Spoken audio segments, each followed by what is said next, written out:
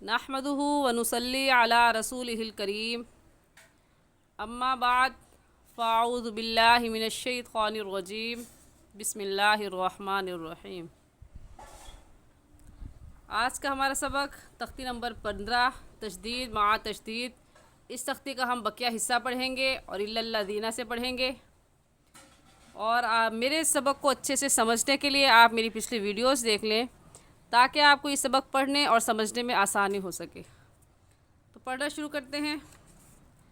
अऊज़ु बिल्लाहि मिनश शैतानिर रजीम बिस्मिल्लाहिर रहमानिर रहीम। हमज़ा लाम ज़ेर इल, लाम लाम ज़बर लल, इल्लल लाम ज़बर ला, इल्लल्लाह ज़ाल या ज़ेर ज़ी, इल्लल्लज़ी नून ज़बर ना, इल्लल्लज़ीना वक़फ़न, इल्लल्लज़ीन वक़फ़न, इल्लल्लज़ीन। लाम के ऊपर इल्लल्लज़ीन में जो लाम है उसके ऊपर जो 3 दंदाने हैं, इस 3 दंदाने वाली अलामत को तशदीद कहते हैं। और दूसरी बात कि तशदीद वाले लफ्ज़ के जब आप जोड़ या हिज्जा करते हैं, कहीं पर भी आ जाए तशदीद वाला लफ्ज़ और आपको हिज्जा करने पड़े, जोड़ करने पड़े, तो हम इसके 2 मरतबा पढ़ेंगे। हिज्जे में तशदीद वाले लफ्ज़ को 2 मरतबा पढ़ेंगे, एक मरतबा पीछे वाले लफ्ज़ के साथ मिलाकर और दूसरी मरतबा खुद। और जोड़ ऐसे होंगे हमज़ा लाम ज़ेर इल, लाम लाम ज़बर लल। तो इस तख्ती में ये है कि तशदीद के साथ दूसरी तशदीद आ जाए। एक तशदीद का तो हमें पता चल गया, हम पीछे पढ़ चुके कि तशदीद आ जाए तो फिर उस सूरत में लफ्ज़ के जोड़ कैसे करने।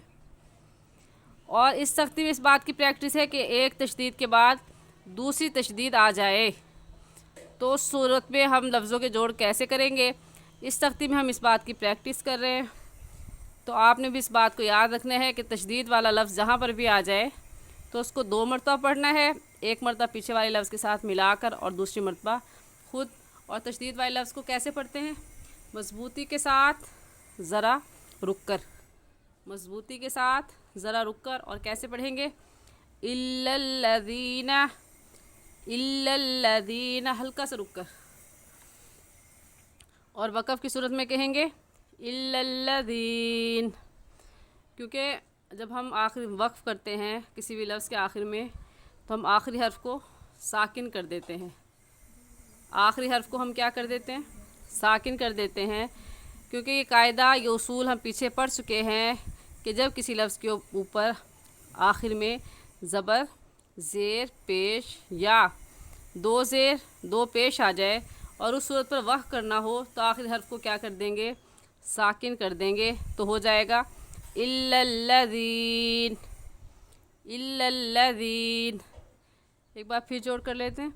हमज़ा लाम ज़ेर इल, लाम लाम ज़बर लल, इल्लल लाम ज़बर ला, इल्लल्लाह ज़ाल या ज़ेर ज़ी, इल्लल्लज़ी। या साकिन से पहले ज़ेर आ गई है, इसलिए ये क्या होगा? या मद्दा होगा। और या मद्दा को एक अलिफ की मिकदार खींच कर पढ़ते हैं। तो हम ज़ाल या ज़ेर ज़ी को एक अलिफ के बराबर खींचेंगे और ऐसे पढ़ेंगे इल्लल्लज़ी, इल्लल्लज़ी। ये बात समझ में आ गई कि ये या मद्दा है। और या मद्दा को हम पीछे पढ़ चुके हैं कि एक अलिफ की मिकदार खींच कर पढ़ते हैं। एक अलिफ का हमें ऐसे पता चलेगा कि अपने हाथ की उंगलियों को बंद कर लें और एक उंगली खोलें। जितनी देर एक उंगली के खुलने में लगेगी तो हम उतनी देर खींचेंगे, ना उससे कम और ना ही उससे ज़्यादा। तो ये या साकिन से पहले ज़ेर आ जाए तो वो या मद्दा कहलाता है। और या मद्दा को एक अलिफ के बराबर खींच कर पढ़ते हैं। तो हम इसे खींचेंगे इल्लल्लज़ी नून ज़बर ना, इल्लल्लज़ीना वक़फ़न, इल्लल्लज़ीन।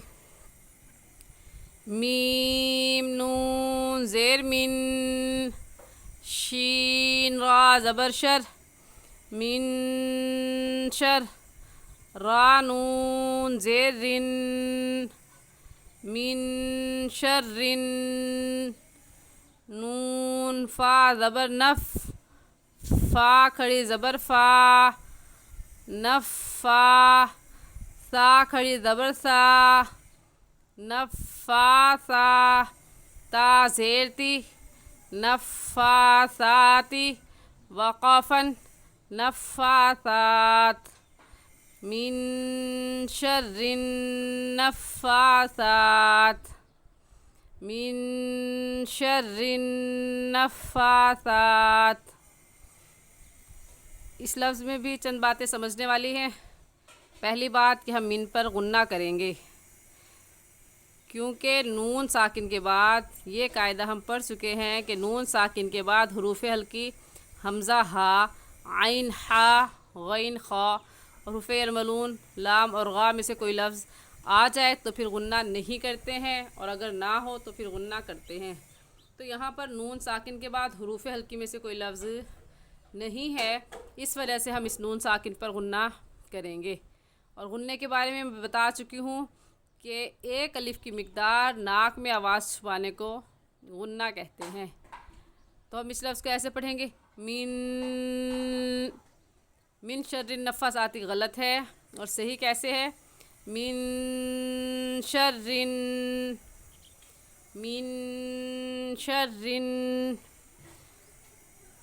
दूसरी बात कि रा के नीचे ज़ेर है, इसलिए रा को बारीक पढ़ेंगे, और बारीक करने का तरीका कि आपके होंठ फैल जाएं शर्रिन।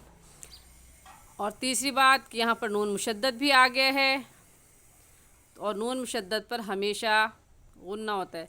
नून मुशद्दद हो या मीम मुशद्दद हो, उन पर हमेशा क्या होता है गुन्ना होता है, इसलिए हम यहाँ पर भी क्या करेंगे गुन्ना करेंगे। ये तमाम बातें हम पीछे